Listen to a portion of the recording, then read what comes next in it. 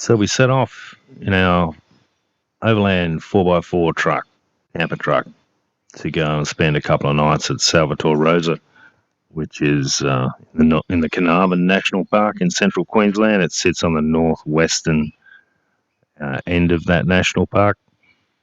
We left from Emerald in central Queensland and drove about 265 k's west through Springshore out along the Dawson Developmental Road to get to Salvator Rosa. And it was midwinter when we left. Overnight temperatures at Salvatore Rosa hit zero, but the daytime temperatures are 25, 27. Clear, sunny, still, dry air.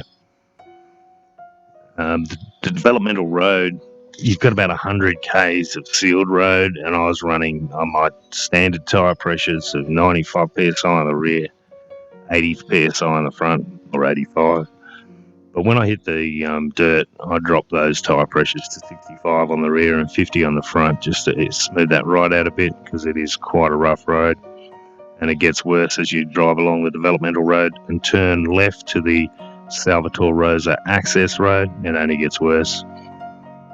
And it's you should note, if you're going in there, don't go in a two-wheel drive. There's about 3 kilometres of black dirt that you need to drive through a farmer's property. And if that is wet, if it rains, you'll be stuck for sure. It'll chop up badly. There's a 10 kilometre long four-wheel drive track in Salvatore Rosa once you reach the camping grounds. It's loose, soft sand, but it's got a hard base. There's one river crossing there. It was about half a metre deep when we went through.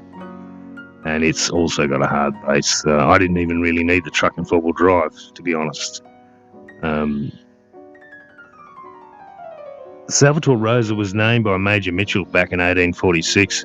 Major Mitchell was a surveyor general and an explorer for New South Wales, and he was trying to find an inland track up to Port Stephens that we now call Darwin.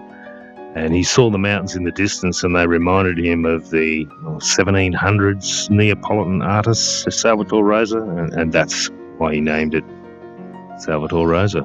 And he also found springs there, beautiful clear springs. They form the beginning of the Nagoa River, and there's between 4 and 10 million litres a day of crystal clear water that comes out of the sandstone. Beautiful sweet water. The camping ground is, I don't know how many cars it fit there, probably 30. There was 2 other people while we were there. There's a couple of toilets, there's picnic tables, there's fire pits with grills on them. It's a really nice little camping area. And I highly recommend you go and have a look at the place. It's Spyglass Peak and Julia Creek and Belinda Springs and Mitchell Springs, Major Mitchell Springs. Yeah, it's a great weekend there.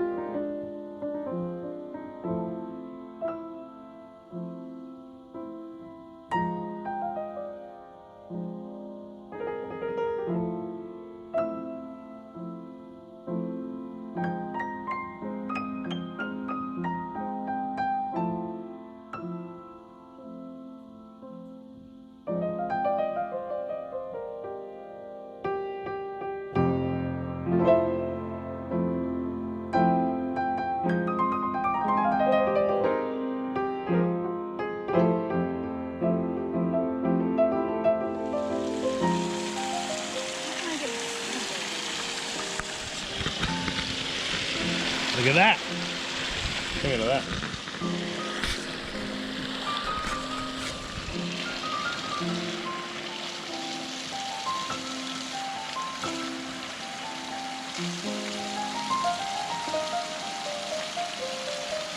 That's spring water. Alright, let me have a drink. Whoa. There she goes. To get her Belinda Springs spring water drink. Oh my God, I think I've got a butt there. Yum! So yummy. Oh, don't fall in the freaking...